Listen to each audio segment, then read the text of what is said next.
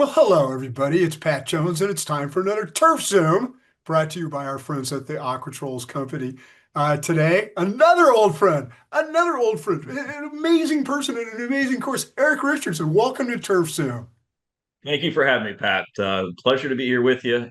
Um, Looking forward to our conversation, and hopefully we can tell some good stories about what we do here at Essex and talk about our industry. That's exactly what I would like to do. Yep, That's exactly what I'd like to do. But there we go. being me, I'll get distracted and ask you 83 other dumb questions. So do you remember the first time we met? Do you remember way back when you had hair and I had more hair? Way back when? I'm not sure I do. I'm pretty sure it was at the golf show one year, the GCSA show. And what I remembered was that you were quiet and you were thoughtful and you were observing everything. And everybody else was, of course, probably drunk or whatever back then. But no, you've always been a thoughtful person about the industry. You're a professional in the best sense and you're at a Appreciate that. great club. Tell us how you got into this business. Pure luck, as I've told the story many of the time. I got into golf just from my grandfather. I used to pull a piece of carpet out in his backyard, put a little rubber tee through it, and gave me a pitching wedge, and I hit wiffle balls for hours on end. And that carried with me through high school. Played high school golf, but never thought of turf as a profession or career. I went to school originally for criminal justice at Western Michigan University. My aunt was the SAC of Homeland in Long Beach. My brother's a federal agent. Long line of public servants in my family. But I ended up on a golf course. There's a very common story. I ended up on a golf course, after my freshman year, and I just loved it. I Yeah. love the fact that I was outside. I love the fact that there was still a little office work. I just like I always loved the blend of the job. And even today, I tell people I love being out in the field, you know, repairing irrigation, and then at night giving a presentation to the membership. I think that's the best part about being a superintendent is the variability. Your origin story is absolutely typical. I mean, that's what happens. Do you remember the moment? Do you remember the moment when you thought, I want to do this the rest of my life? Was there that like moment on the morning with the dew-covered golf course and Bambi bouncing along? Was it like that? I'm on a fairway mower. I think it was my first week on the job. It was a small operation, my first club. It was a four-man operation. That was peak season crew. So very small mom and pop club. Heather Hills Golf Club in Romeo, Michigan, Bruce Township, Michigan, actually. But just mowing fairways and the sun is rising over the horizon. And it's always been my moment of zen. And people that follow me on social and Instagram, it's always sunrise pictures because it's just what inspires me. It's what I feel is the best part about golf is just the peace and quiet in the morning as the sun's coming up and you kind of see all the beautiful topography and your staff out there working hard. So it's always been a highlight of each and every day that I've worked in this business. I know this is easier than said than done, but how do we bottle that moment and share it with young people? Because there's so many of them out there, if they realize this is the way you could live your life, instead of getting on a train and going downtown and sitting in an office all day, you could be doing this, and it's a great career and a great world. How do we bottle all that and take it to the people we want to recruit? I think we're working on it. I think there's a Yeah. lot of good work out there done by Tyler Bloom and many others, GCSA, to get more young people and more Yeah. diversity into our field. I do feel like we're a little male driven and that, might be one of the easier things you know, to circumvent to get more people interested in our business is to diversify are the people that we're going after, but that's Yeah. easier said than done. There's Yeah. always these initiatives to bring women or minorities into turf, and it's a hard road to hoe. Yeah. But I think it's always been this business that people come to second. You almost have to not like something first to realize what you don't want until you understand what you want. And at 18, 19, 20, are you going to be able to figure that out? I didn't figure it out till, a little later than that. So it's just, it's hard to get that moment and to somebody that's 18 in high school and telling them, hey, this is what you want to do for the rest of your life when they're being, told to be lawyers or on, in finance or doctors, oh, you want Right. to be a golf course superintendent? Yeah, you should. You should think about it. It pays well. It's good quality of life. It's a great profession. There are negatives. There are things that we're trying to overcome, but I still have a passion for this business, and I've been in it now 28 years. How does the description of what you do change when you meet a kid at a neighborhood thing or something like that. How has your description of what you do in your job changed over time? I mean, I think that's the best part about the job is that there is constant change. Things Yeah. are always evolving. Like whether it's using the GS3 ball from the USGA Yeah. or the various moisture meters, the technology that we have at our fingertips, the autonomous mowing that is continuing to work its way into our business, GPS spraying. There's just so much, and there's so many. You go to school for turf to get a turf degree, but the job is much more than turf. I would say turf is the easy part in the end. And so you don't have to be a scientist to be a superintendent, but you have to love what you do. You have to have a passion for it. But we need to get into more vocational high schools. We're, on the advisory committee here for the local vocational school Yeah. that has a turf program now. So it Cool. has a turf and landscape program. So I think that's where we have to kind of build up, as always, from the grassroots and getting into the vocational schools and kind of preaching to them about our business, what a career looks like, what it could pay, because that's what mom and dad want to see. Hey, if you're going to be in Yeah. turf, what is it going to pay? What do how's your quality of life? Just getting to them earlier, not 8, 18, but at 14, 15, and getting them on the golf course. We bring these 15, 16-year-old kids on the golf course. We put them on a roller, we put them on a fairway mower, and they get excited. They Yeah. get excited to run the equipment. So keep those people excited, keep those people engaged, and hopefully they become professional turf grass managers at some point. Well, that's what's so wonderful about the First Green program is it first and foremost exposes children to the idea that a golf course is a living, breathing, wondrous Organization. thing with Bambi and butterflies and everything else. But it also, at another level, says, hey, this is someplace you might want to work. I've seen more of that recently with First Green headed at high school kids, which is great idea. No downside to it. Have you tried some of that, or others in the New England chapter tried any of that kind of? We've tried it on not on the first. We haven't done official first green visits, but we Okay. do those visits here. We break out, the microscopes and the whole bit when the kids are here. So they get a tutorial on the golf course. We also have a big tennis facility, grass tennis courts, clay tennis courts. So they get the athletic field, they get the golf course, and then we get them up in the shop. There's so many of these kids at vocational schools that have an interest in becoming a mechanic, Yeah. which is interesting, but they Yeah. all end up going to, car dealerships or, into auto. But we need to curtail some of those people and open their eyes up to the possibilities in turf, even on Yeah. that end of our business.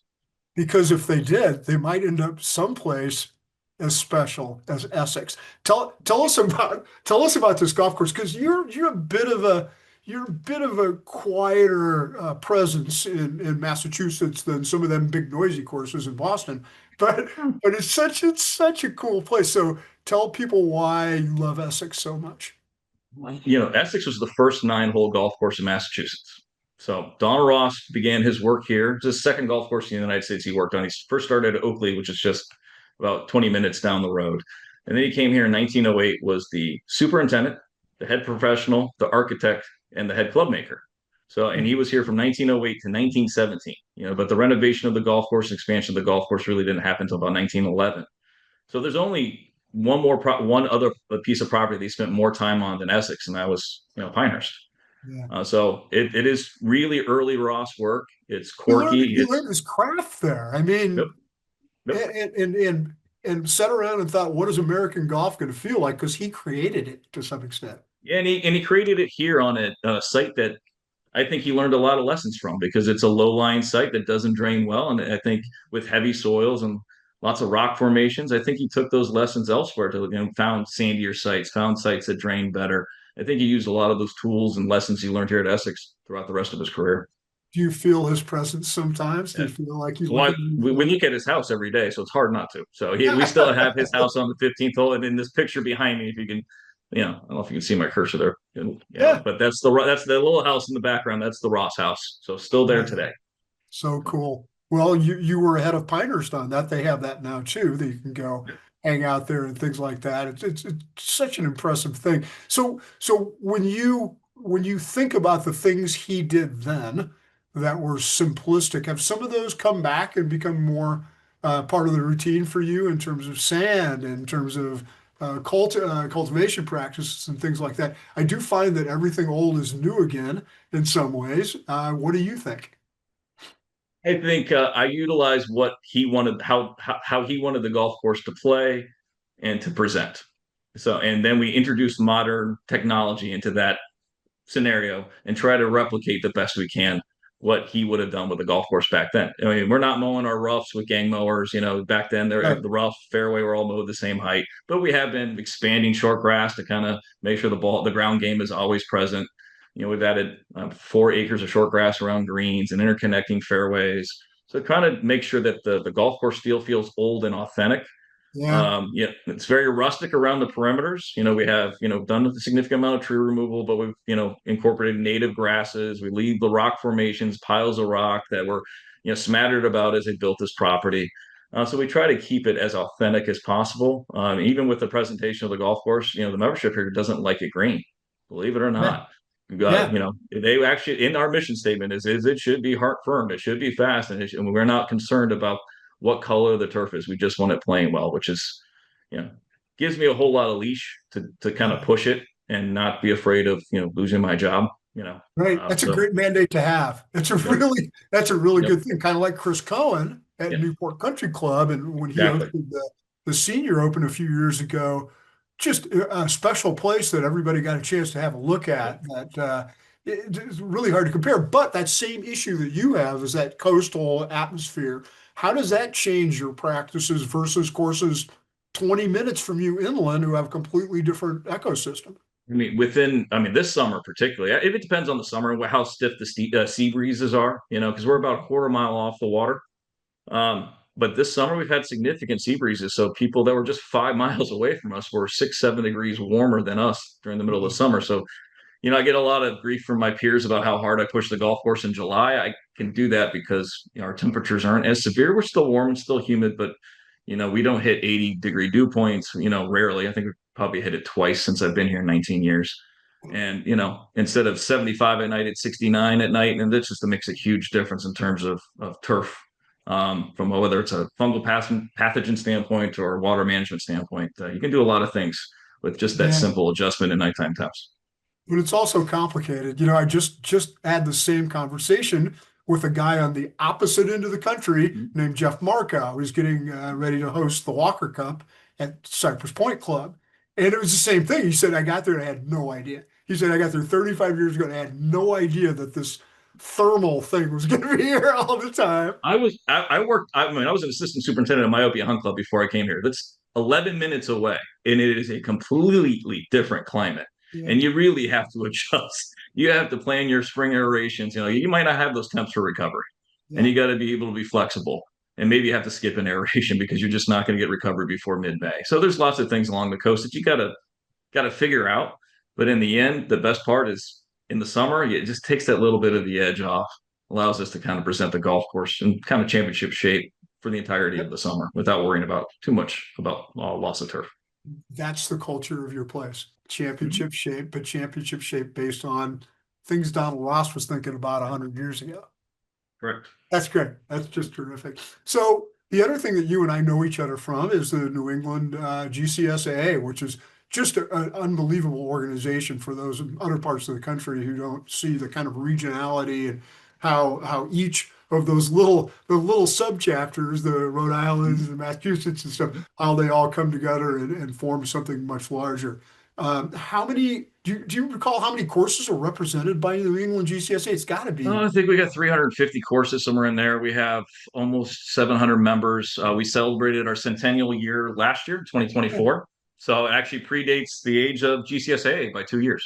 Yeah. So, we are technically the third oldest chapter, second oldest in the United States, but I think Ohio and us have some talking to do because I have a feeling there's a little wiggle room there where we might be able to tie for number one in the United States. Wow, this Yeah, is but news. This will be this is news news, breaking. and Don Hearn will not be happy with me because we've been working on this. It's only by a couple of weeks that we Oh, lost out on that top spot, but I'm you not just competitive at all, Pat. you So, but started a war with Northern it's Ohio. okay. That's not That's good. okay. My phone is No, always off. So, the um, funny thing is it's pretty hard to argue with Ontario. They no, were it one is. of the You chapters cannot that argue with our 10. No, that one I'm not even trying. But the Ohio ones, we got a little room there. But no, I've been president of the association for almost 2 years. It'll be 2 years in January. yeah, But it's like honestly, it's been the most fulfilling part of my career, and that's I never thought I'd say that when I joined the board. I was really hesitant to join the board. Then Dave Johnson, who's the superintendent at the country club now and was president of the association at the time, really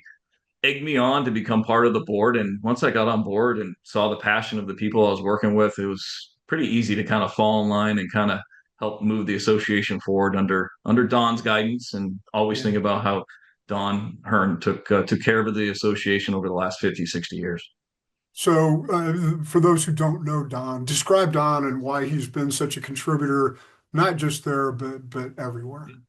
Well, without Don Hearn, who's he was a 60-year superintendent somewhere in Yeah. there. Mainly Helped at build. mainly at Weston Yeah, Country Club. yep. Yep. It's, president of the GCSA, also president of GCSAA, was part of the team that helped build headquarters in Kansas. There isn't a person in golf that doesn't know who Don is, not because he's a big personality, but because he's the classiest human being on the face of the earth, and people just gravitate to him. He's got great stories. He's welcoming of everybody. He doesn't care who you are. He'll sit down and have a conversation and help guide you in the right direction. I can't tell you how many people he's guided throughout their careers and still to this day. And Just a great man. quietly advocated for superintendents and Yep. for turf and the things that are important to all of us, and did it in such a way where he changed minds. And he had a big influence, I think, again, far beyond just Massachusetts, but I was delighted to see that his influence in Massachusetts is about to be rewarded. What's the news on that? Well, big news. Don Hearn will be the first superintendent in the Massachusetts Golf Hall of Fame. He will be inducted, I think it's October 16th of this year. So we're pretty excited, not just for Don, but for our profession. Um, Don hates being acknowledged, which is the best part about Don, I know. we couldn't think of a classier person, or he just is what we all want to strive to be as professionals in this business. So he's the right man to go in the hall first. And we've had great support from Mass Golf, That's good. CEO Jesse Menachem, on down to the NEPGA and Mike Higgins, like all our allied associations here. Actually, Massachusetts work together. We have a whole group that works together, and they've all helped Yeah. Don get to achieve this. I mean, I guess a goal for us, but it's going to be quite the celebration. We got the induction, and then we have a nice event the day after for him Good. with a bunch of And I superintendents. hope it inspires other state golf associations, particularly in important golf communities, to do the same. And of course, our friends at the World Golf Hall of Fame, which I, Yeah. I'm They tell you old Tom Morris is in there, but he's not in there for being a Yeah, superintendent. I might have had it No, with I know, that. I know. No, Yep, I've had this doesn't count. conversation. I've had this Yep, conversation with yep, them many times, and I'm just like, nope, don't want to hear it. What I want to nope. hear is somebody from the modern era who's created conditions and contributed and innovated and everything else. And the name I want to hear is Paul Latshaw. But if it's not going to be Paul, then Bob Farron or a guy like Don. Anybody. You Yeah, know, but so why not? but they have plenty of people to pick from. Like this is the thing. If you're going to tell us we are the MVPs of turf or MVPs of golf, and have thank a superintendent day, well, then we're part of the team, and then we should be part of the Hall of Fame, whether it's in the state level or on the national level or on the Yeah. world level. It's hard. I've been doing this for 40 years now, and I can tell you firsthand how much better the recognition is and everything else. And how I was director of communications at the GCSA, and my job was to wake up every day and think, how can I promote these people? And if I got a little item in Golf Digest about the new president, about Don Hearn becoming president, that was a big win 40 It years was. ago. So you can tell how how important it is now, and you've got fried egg, and you've got full-time editors covering the sort of the turf and architecture side of the business, all the magazines now, and so it's better, but it can always be even more. We can't stop, Pat. We want it's been better due to your work and lots of others, but we still have a lot of room to grow. Yeah, And just like managing a golf course, there's always something to improve. And right. we're going to continue to find a way, and we're going to break that ceiling at some point, Pat. I promise you. Well, I don't think there's any choice because I think the economy of golf will dictate that. The Yep. courses that are being built now, just start to, I mean, the money that's just being spent on renovations alone, you see is tens of millions. And I think everybody that it's in the golf economy, these club leaders that now look at these budgets and they understand, holy smacks, our guy, our golf course superintendent is overseeing the number one asset that we have, the most important investments that we're making, by far the biggest budget. And we should recognize that, pay him or her appropriately, and recognize them. So I think the sheer economics of it, Eric, will drive that over time. Yeah, well, we still got to be pounding the table, Pat. We got to be, we can't be afraid. We can't be afraid to walk in a room and have those conversations. And I think I love the fact that we're humble servants. I think that's like a part of our Yeah, profession, but we have to speak up and we have to be not afraid to walk in those rooms and have those conversations with those people. And that's what we've been doing here in the local level. And hopefully we can kind of inspire some other chapters to do the same in their areas. yeah. That was one of the things that came out of the research that Tyler Bloom and I did about superintendents and work-life balance, was that there was a far less concern about walking into a GM's office and saying, "Hey, I would like to change some things around here because I would like to go to my kids' soccer games and I would like to go to, brownies and rehearsals and things like that. And I would like to be able to work out and have some time to myself and do some other things besides just be here and worry about the pump station." So that seems to be a conversation that more and more of you and your colleagues are willing to have. And I think that's great. It's also, I think, part of our business is that clubs in the past have always wanted to spend the bare minimum on maintenance, right? They want to keep that number down, so you're always deferring maintenance. Yeah. You're always adding to that deferred maintenance, and I think those times have changed a little bit because the deferred maintenance, especially here and others, have caught up to clubs, and the Yeah. number just gets too big. So you got to fund operations appropriately. And just like you said, I've said it here for years and years. The clubhouse, which is glorious and unbelievable and historic, that can burn down tomorrow and they still have a golf Don't club. say I do. I that. say it all the time. They'll hear it. It's okay. Okay. But you still have a club that people want to be at and enjoy no matter what. So, the golf course here and at most places is the number one asset of the club. Yeah, and something that it's not just an economic asset, it's something close to their hearts. It's Yep. just it's like when it does come to removing trees and stuff, and that's become more acceptable, but it still pulls at their heartstrings a little bit to see And that I think big that also goes to sycamore. and Yeah, I think that also goes to why superintendents get a little burnt out because every golfer loves their properties and yeah, they have comments about their properties. They have a passion for their properties, and it's just those comments that superintendents have to learn how to digest. That somehow I've gotten better with it, but I wasn't very good at early in my career. So I think that's one hurdle that we have to overcome is to be able to take those. I won't call them complaints. I take they're just comments, digest them, and move forward. yeah. Sometimes those really, especially young superintendents I've come across, it seems to wear on them quite a bit, and they need to stop worrying about that stuff so much and just kind of do the job the best you can. Yeah. Pay attention to the comments, digest what's there. If there's something to fix, fix it, but don't let it ruin your day. There was a wonderful old Canadian superintendent named Gordy Woodavine, who you might remember from TurfNet and things like that. And Gordy would say that we would call that an opportunity to educate them, Moment of truth. Yep. which meant basically, well, you can't punch them. So who else along the way has really been helpful to you? Who have been some of your partners in crime that have helped you along the So way, many. dealt with this world? So many, so many. But it started with David Heroian at Myopia Hunt Club. He passed away in 2014. Yeah. He was the one that really, gave me the confidence that I could do this job at a high level. So I was very fortunate to work for him. John Jennings, I worked with him at Chicago Golf Club. John Heard is of the that guy? Yeah, yeah. hardest working man you'll ever come across still to this day.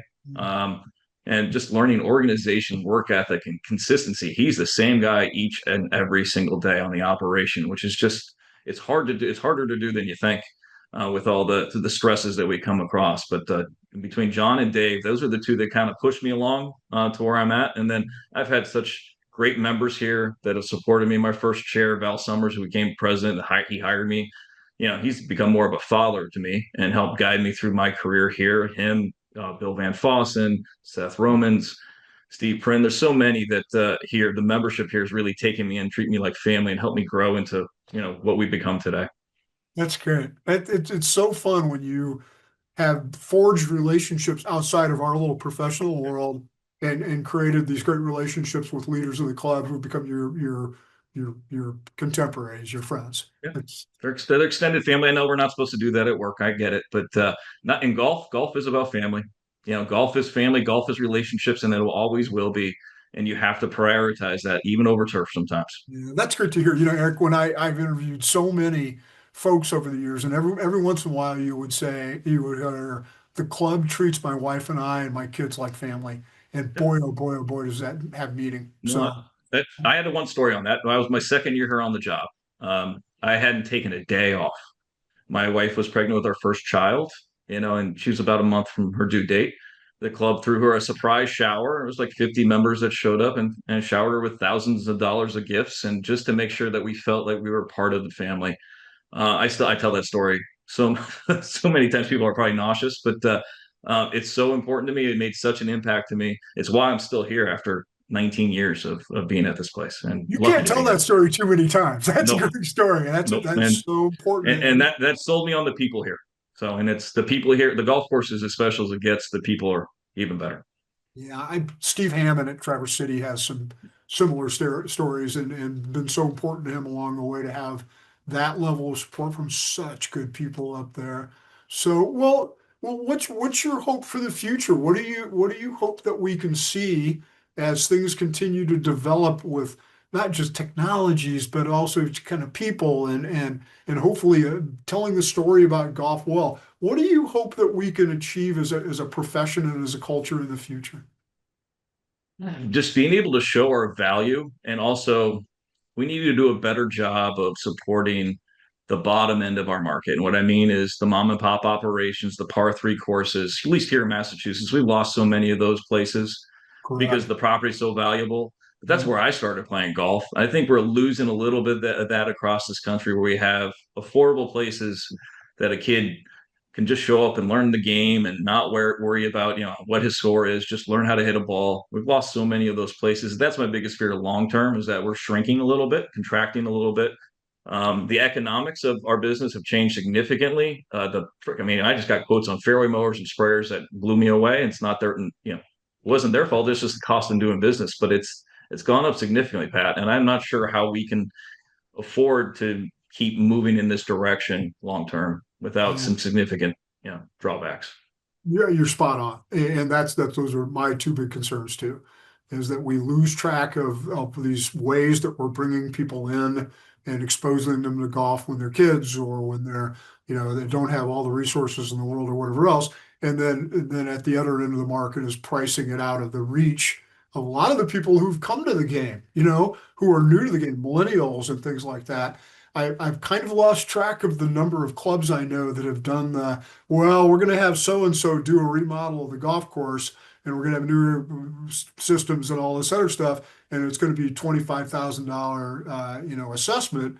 And young people, they're trying to make ends meet and still keep their club membership. That's a struggle. So, We see that here. We see here that at Essex, it's the older group that are on fixed incomes, and it's the new members with the young families. Even at a private club, that is playing a big role. It has a high impact to yeah, golf. And long term, I think we have to think about that. yeah, I agree. I agree. But that said, it's so good. I'm not even sure we can screw it up. I know it's so good I'm right sure now. there's always a way to screw it up, Pat. I know. There's always a way. Our friend John Riley, the turf monkey, calls me Mr. Negative because I'm always thinking, how can you screw this up? So, thank you so much for your time, Eric. You passed the TurfZoom test. You did a great job. Oh, well, And I appreciate it, Pat. Thanks for having me on. Thanks for being you have such a any great final supporter things of superintendents. So, well, no, that's fine. no, I've been incredibly lucky to be doing this for a long time. So, but do you have any final things you want to say or anybody you want to say hi to? no, I just want everybody to not be afraid to reach out to their chapters and get involved, even if it's just on the committee. It's not that much work. It really isn't. You don't have to be president of the chapter, but be involved. The more you get involved, the more you'll realize how much you love your job and you love this profession. Perfect. Perfect. Thank you so much. And I'll see you soon. I hope our paths cross soon, for sure at the golf show and maybe at the New England Regional Turf Show next March. Is it March again this year? It's March. Yep. First week of March. All right. Well, we got our commercial in that. So very good. And once Garrett, again, thanks to our friends at the Aqua Trolls Company for making this insanity possible once again. Take care, pal. thank you.